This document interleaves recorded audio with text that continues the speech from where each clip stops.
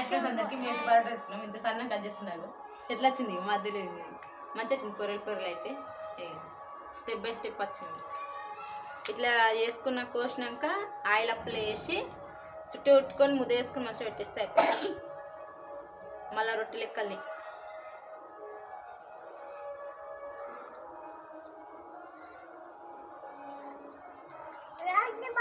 ఇట్లా ఒకటికి ఇది ఒకటి వేసుకోవాలి. ఇవి అయితే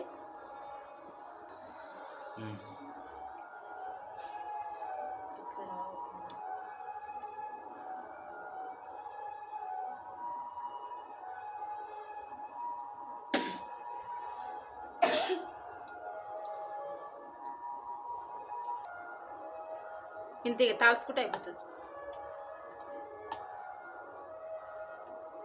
దీని కింద గట్టిగా పెట్టుకోవాలి. వెళ్ళకుండా